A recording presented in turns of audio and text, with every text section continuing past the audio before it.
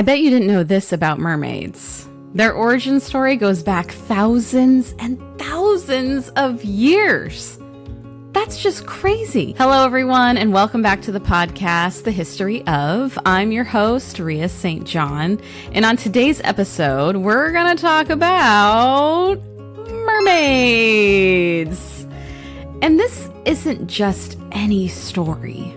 This is their origin story and how they became so popular in our ever-growing society.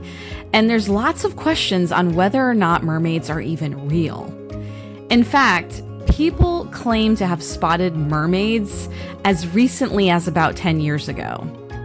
Or have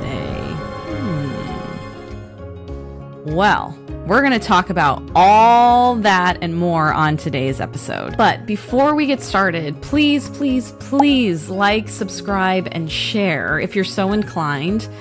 I promise I will not try to bore you with the truth, but the truth can also help set you free, right? So please hit that thumbs up and ding that bell at the bottom so that way you don't miss out on any future episodes. Okay, everyone, let's go ahead and get started and get into this topic. The first question I want to ask the audience is, I know this sounds kind of stupid, but do y'all know what a mermaid is? Well, if you answered that a mermaid is half human, half fish, then you would be correct. Disclaimer. I don't pretend to be very knowledgeable in any of these subjects. I am not a historian, and yes, I do Google most of my content from the World Wide Web. But I also make sure to fact check everything, and I always use reputable sources. I provide all my sites used in each episode in the description below so that the audience can go back and look at it themselves. And if I'm wrong about any of the information I provide, please feel free to share a comment and let me know. I want to make this content as truthful and factual as possible. So thank you. Okay, so let's get into the meat of it. So what is a mermaid? Well, a mermaid is technically a mythical sea-dwelling creature, often described as having the head and body of a woman and a fishtail below the waist. To sum it all up, yes, she is half human and half fish. But the stories of mermaids have existed for thousands and thousands of years, and they span over different cultures across the world. From coastal settlements in Ireland to the landlocked Karoo Desert in South Africa. But here's a fun little fact of, did you know? The English word mermaid is actually compounded with mere, which is the Old English for sea, and maid, which is described as a young girl or young woman. That's how they get the word mermaid. So I bet you're at the point right now in the story where you're thinking, why did they come up with, who came up with this idea of a half human, half fish? And how did they even come up with the name mermaids? And why? And this and that? Okay, I know. There's a lot of questions that you all have, and I'm going to get to them. I promise. Just hang tight. So why do so many water spirits actually look like mermaids? Well, sorry to tell you guys, but they're mostly just stories of travelers that have told their version of what they thought they saw to other people. So many people around the world tell of water creatures that are half human and half fish. These creatures are all very different. They're described very differently, but sometimes they have odd details in common. And when I say odd details in common, just listen. So why do mermaids in Europe, Africa, and the Americas all carry combs and mirrors? Do you guys all remember that too from The Little Mermaid, how she was combing her hair, well, with a fork and having a mirror? Well, these details were passed from Europe to Africa to the Americas as merchants and slaves spread mermaid stories and art around the world. And in many cases, water spirits that weren't originally mermaids took on that form only after images of mermaids were introduced by outsiders. So the outsiders were actually the people that came up with the stories, and then from there, it just became this whole long game of telephone. And if y'all don't know what telephone is, I think they call it pass it on, is what it is now. But yeah, essentially that's what it was. All right, so we're going to talk about several different kinds of mermaids that are from different regions or different cultures. The first one I want to talk about is Mami Wata. Mami Wata is one of the most popular and powerful, don't forget powerful, African water spirits. She is most often portrayed as a mermaid, though she does take on other forms. Mami Wata heals the sick, she heals the sick, and she brings good luck to her followers. Well, I'll be a follower all day long then. But, there's always that but, always. She also has a temper, guys. She has a temper, and she will drown people who don't obey her. So you better obey Mami Wata, okay? And she will cause confusion, sickness, and visions in those she calls to serve her as her mediums. So I kind of look at her as kind of like a tyrant of sorts. But many followers seek her help by dancing until they enter some sort of weird trance. Her name comes from the English words, are you ready for this? Mami Water. And it is fitting that she has a foreign name, since followers believe she comes from another world. Can you guess what other world she comes from? Yeah, it's the sea. She comes from the sea, right? Hundreds of years ago, numerous water spirits were said to live in West Africa. In stories told by the Igbo people and others, some water spirits were half fish, half human, but many looked like snakes and or crocodiles. Now, I don't know about you, but I'm not a huge snakes or crocodile fan. So yeah, no, we're not doing that. No. But in the 1500s, ships with statues of mermaids on their prows. Prows? Is that a prows? Well, let me know if I didn't say that right. But prows began arriving from Europe. These strangers came from the sea like the African water spirits. And the mermaids on these ships were carvings of these said water spirits. Interesting, right? Now, if you're wondering why I keep looking over to my left here, it's because, well, it'd be my left, your right. It's because I have my information on the computer right here. So that's where I am darting off to get the info for you guys, okay? Okay, just wanted y'all to know. So in case if you all are wondering, which I know you probably are because I was wondering too, what the heck does Mami Wata actually look like? Well, let me give you a brief description. So Mami Wata looks like she's got long, straight hair. And it also suggests, because of that long, straight hair, that she is not African, because Africans typically have curly hair. So they think that she came from somewhere else. Where that somewhere else is, I have no idea, but that's what they think. The historians is who I mean as they. But often she is shown with, again, a mirror and a comb, symbols for beauty and vanity.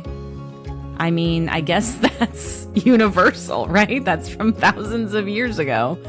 She dresses in modern foreign clothes and often wears a watch. That's interesting.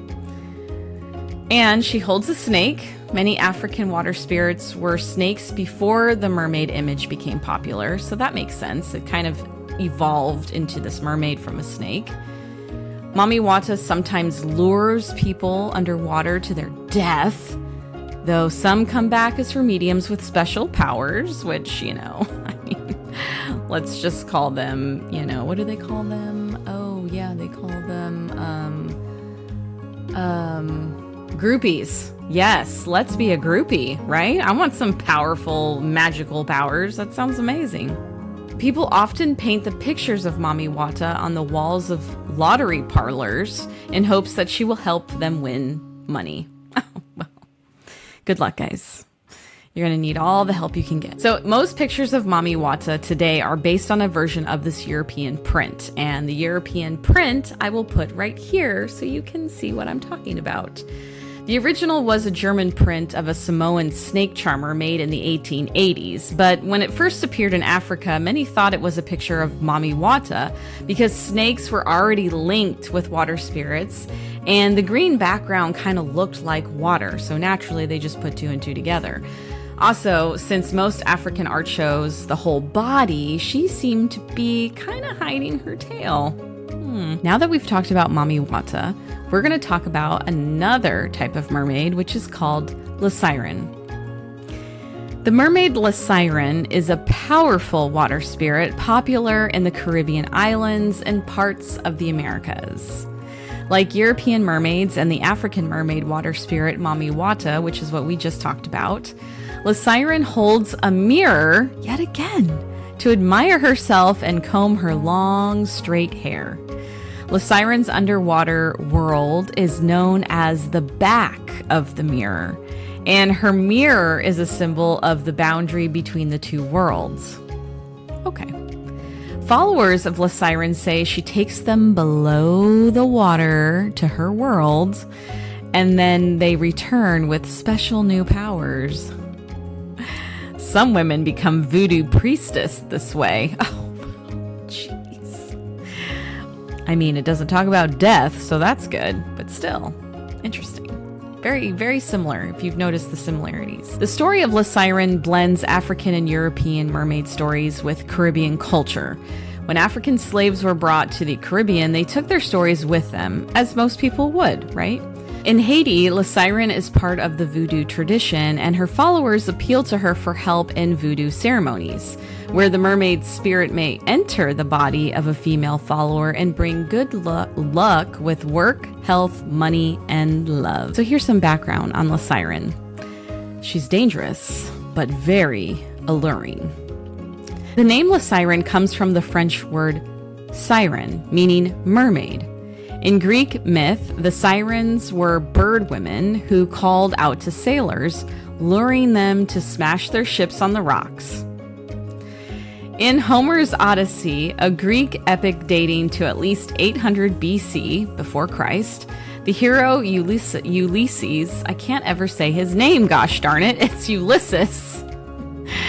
The hero Ulysses ties himself to the mast of his ship so he can resist the sirens. Very, very bold of you.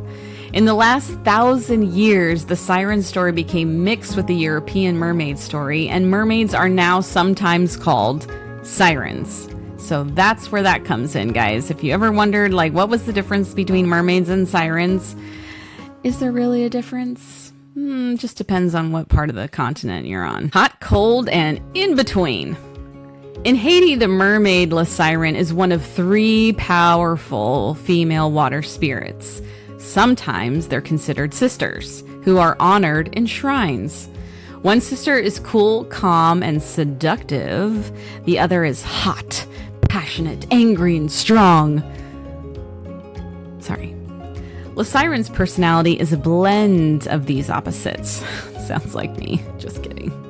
Together, they validate a wide range of temperaments for women. Well, I mean, I could have told you that. Here is a fun poem called So They Say. This was chanted by Haitian voodoo.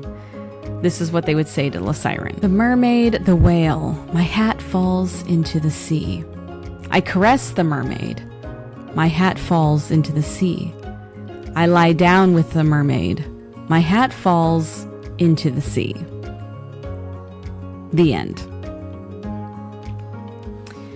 Here's one that's gonna blow you out of the water. It's called Cowgirl La Siren. I am not joking. This is on their website. In many pictures of La Siren, a voodoo banner in the exhibition shows her with a mirror and a comb. Yet again, this darn mirror and this darn comb, as well as other common mermaid symbols. A trumpet. I want to understand where the trumpet came from. Out of all the musical instruments, you came up with trumpet. But okay. The siren wears modern imported clothing such as the cowboy hat, which I will find the picture and show you right here. Okay, so now we're going to get down to the nitty gritty and the things that you guys absolutely are waiting to find out about. You want to know about mermaid sightings. I know. I do too. In fact, I can't even wait right now. Like, I want to know if there's been mermaid sightings, because to me that's super important. I wanted to be a mermaid. So anyways, according to experts, the Roman writer Pliny the Elder was a scientific authority whose 37-volume natural history, written in AD 77, was consulted for over 1,000 years. His 37 natural history volume was consulted for over 1,000 years. That is astonishing. Yet Pliny wrote that mermaids were no fabulous tale. Look how painters draw them. So they are indeed. Probably didn't answer your question, but we're going to get there. Don't you worry. Mermaid, or dun dun dun, manatee. In the ocean near Haiti in 1493, Christopher Columbus, probably glimpsing at a manatee, reported seeing 3 mermaids, but said they were not as pretty as they were depicted, for somehow in the face, they look like men. Well, Christopher Columbus, your eyes were playing tricks on you probably that day, and you probably were staring at a manatee instead of a mermaid. Just saying. Just throwing it out there. John Smith, who we all know is famous for his legendary encounter with the amazing Pocahontas, claimed in 1614 that he saw a fish-tailed mermaid with round eyes, a finely shaped nose. That's very specific. She had well-formed ears and long green hair. The creature, he said, was by no means unattractive. I'm just going to let that resonate with you right now. John Smith is saying that this creature is in no way, shape, or form unattractive. Are you cheating on Pocahontas, John Smith? How rude. How rude. Hudson's mermaid. So in 1608, while sailing near Norway, the English explorer Henry Hudson wrote this in his logbook, and this is, quote, "This morning, one of our companies looking overboard saw a mermaid.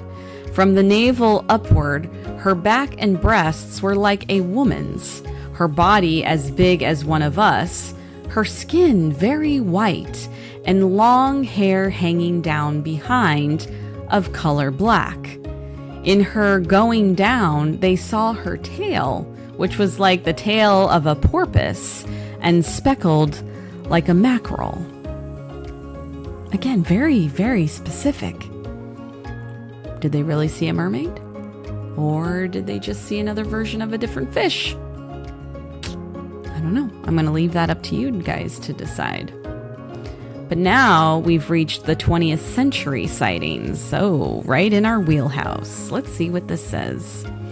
Mermaid sightings were reported in Ireland as recently as 1910. One was seen in County Clare. One local said that mermaids were a bad omen, as the last sighting in 1849 was followed by the Great Potato Famine. I could see how you would correlate those two things together, with mermaid sightings and then you're in a famine. I mean, I get it. Yeah, you gotta find something to blame, so that just makes complete sense. Surviving the flood. A picture from the Nuremberg Bible of 1483 shows a mermaid, merman, and a murdog. I want to repeat that, a murdog, swimming near Noah's Ark. According to this illustration of the biblical story of the flood, when land animals were rescued in the ark, the merfolk stayed nearby to weather the storm. Okay, sure. I would love to believe that there is a murdog swimming around in the ocean. I mean, I think that would be just absolutely fantastic. Can you imagine if you were on the beach and you saw a half dog, half fish, like, creature? I mean, you would be rich, right? I mean, I would pay to see that for sure. All right, folks, we're going to get down. We're getting closer. We're down here to The Little Mermaid. I know it's the moment we've all been waiting for. The Little Mermaid. In 1836, the Danish author Hans Christian Andersen adapted the mermaid story into one of its most memorable forms, The Little Mermaid. A tragic tale of a young mermaid who gives up her voice to walk on land. The story is memorialized with a statue in Copenhagen, Denmark, erected in 1913. And she will forever be the mermaid figurehead. In European stories, mermaids were thought to be beautiful, seductive, and dangerous, like the sea itself. They could bring good luck or bad. Ship figureheads were sometimes carved in the shape of mermaids. Some sailors also carved mermaids from walrus ivory and whale teeth, but many avoided carving these mermaids for fearing they would bring bad luck. I mean, when you're out to sea like that, you want all the luck you can get. So I get it. All right, we're going to get into the very last type of mermaid. It's from the Inuit people, and it's called The Story of Sedna. An Inuit man lived alone with his daughter Sedna, who refused to marry. She wanted to be single. At last, a bird promised her a life of comfort in a land over the sea, and they married. But the bird lied. Sedna's new life was filled with cold and hunger. When her father visited her a year later, she begged and begged him to take her back home. So he killed the bird, and they set out to the sea. The bird's friends whipped up a giant storm with their wings, fearing that they would drown. Sedna's father threw her overboard to save himself. Sedna clung to the boat. So her father cut off the tips of her fingers, which became whales. Still, Sedna hung on very tight, so her father then cut off her fingers at the knuckles. These pieces became seals. Finally, because this apparently wasn't enough, he cut off the stumps of her fingers, and she sank into the sea. Amazingly, though, she did not drown. And when the sea calmed, her father let her back onto the boat.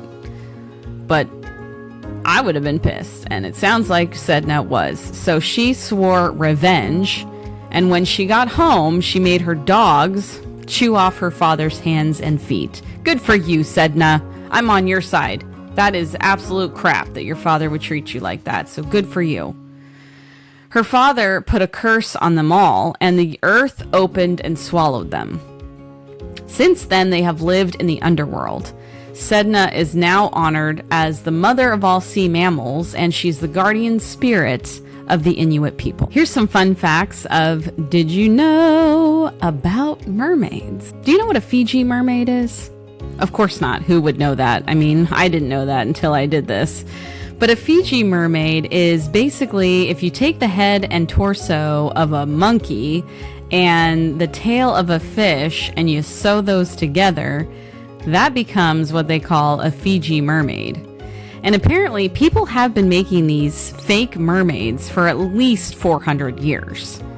It was created first in the East Indies. Hundreds were eventually made for sale to British and American sailors.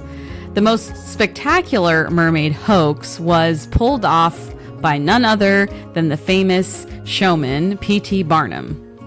In 1842, Barnum tricked thousands of people in New York City into paying to see a fake mermaid supposedly caught near the Fiji Islands.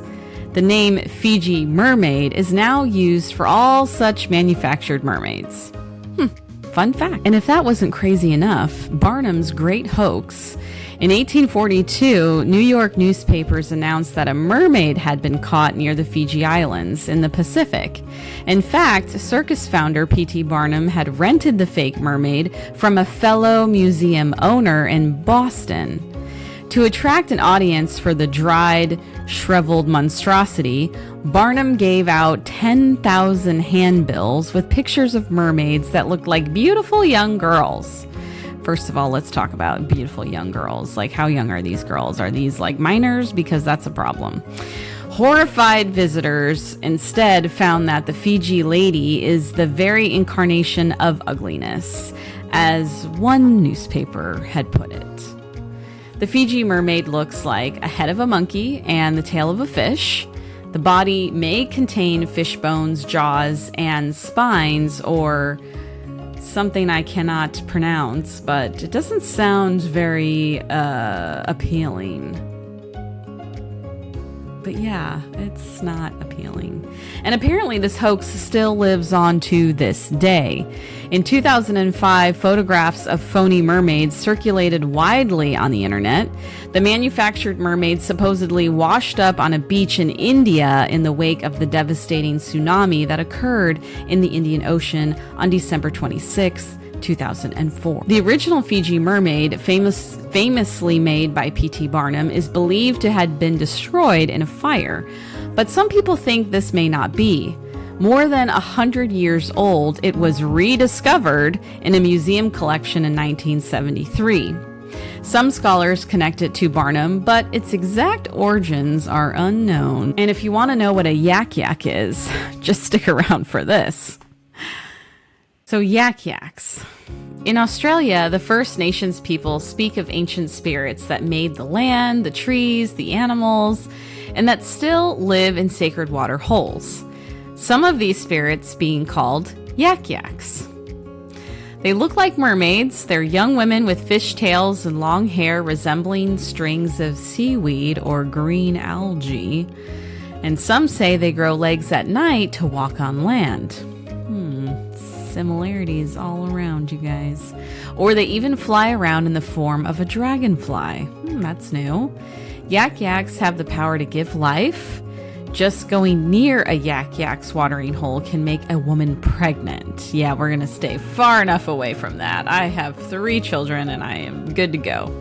They provide drinking water and rain to grow plants. But if angry, they will bring those storms, guys. Oh yeah. Yak-yaks have many forms besides being mermaids. Some of them are part crocodile, swordfish, or snakes. Again, with these crocodiles and these snakes. If you see strings of seaweed or green algae in the water, it may be yak-yak's hair. Australian First Nations people in various regions use different names for the yak-yak. I'm not going to repeat them because they are really difficult to say, but just know that you can go to amnh.org and you can read all about it. Yak-yaks may marry humans, but such marriages can end suddenly when the yak-yak decides to return to the water. Oh, okay, great. I don't feel like being a wife anymore. I'm going to peace out and go to the water. Bye! Okay, so in case that didn't tickle your fancy, or if you still have more questions, I know this one is a very hot topic. What is going on in the mermaid world today? Are there really mermaids? Can we see them? Where are they located? Well, unfortunately, folks, I don't have all those answers, but I can tell you where you can go and see a show. I can tell you that there is a rise of professional mermaids, and let me give you some background on that. So beyond the realms of fiction, a unique and thriving industry has emerged. I don't know if you've heard about this, but there are professional mermaids out there. They're talented individuals who embrace their passion for the sea and fantasy, which is, I wanted to be a mermaid, so this sounds right up my alley. They embody the character of mermaids through performance art, underwater modeling, and entertainment. Professional mermaids can be found at aquariums, theme parks, private events, and yes, even at mermaid schools, where they teach others the art of mermaiding. I didn't even know that was a word, but yes, that is a thing. Their performances not only entertain, but also promote environmental awareness and conservation efforts, bringing attention to the fragile ecosystems that mermaids symbolize. And here is a fabulous picture of these beautiful women portraying mermaids as professional mermaids. So why is it an ever-growing popularity? Well, I mean, mermaids are just fantastic, right? I mean, wouldn't you want to be able to have the best of both worlds on land and in the sea? I mean, it looked fun for Ariel, and she ended up marrying a prince. So, I mean, I'm just saying, I'm just putting it out there. But the reason why is because the fascination with mermaids has just grown over recent years, evidenced by the rising interest and engagement in mermaid activities. Social media platforms, of course, has just skyrocketed that. It has played a huge role in fueling this trend with numerous mermaid-focused communities, influencers, and enthusiasts who all like to share their experiences, and they like to connect with like-minded people. So you do the hashtag mermaid on Instagram alone will boast millions of posts showcasing stunning mermaid-inspired photography, art, and lifestyle content. Mermaiding has gained a global following, transcending borders and cultures. While it's challenging to pinpoint exact statistics on mermaid enthusiasts, countries such as the United States, Australia, China, Canada, and the UK, and don't forget Brazil, have witnessed significant growth in mermaid communities, events, and professional mermaid services. That's right, services. These countries offer a vibrant mermaiding culture, with enthusiasts organizing festivals, conventions, and workshops to celebrate their shared passion for all things mermaid. Yes, all things mermaid. So with a growing interest in mermaiding worldwide and the rise of mermaid communities, we can expect to see the mermaid phenomenon thrive, uniting individuals in their shared love for the mystical world beneath the waves. So, embrace your inner mermaid, guys, and dive into the enchanting underworld that awaits you. And if you're interested in becoming a certified PADI mermaid, you can go to www.mermaidfreedive.com to become a certified PADI mermaid with world-famous professional mermaid Brandy Anthony. You guys can look her up as well. And that concludes today's history topic on mermaids. I hope you found some of this interesting and informative. I would like to thank the following websites for help on the history of mermaids. At American Museum of Natural History, you can go to their website at amnh.org, and you can look up everything becoming mermaids. I would also like to thank the Royal Museums in Greenwich, and you can visit their website at rmg.co.uk, and they helped me out with mermaids and merpeople information. For our fun facts and for our popular culture of mermaiding, you can go to their website, From Myth to Reality, The Rising Interest in Mermaids, at verobeachmermaid.co for more information. Thanks for tuning in today, everyone, and until our next journey through time, I challenge you with this. Experience a new perspective and learn something new.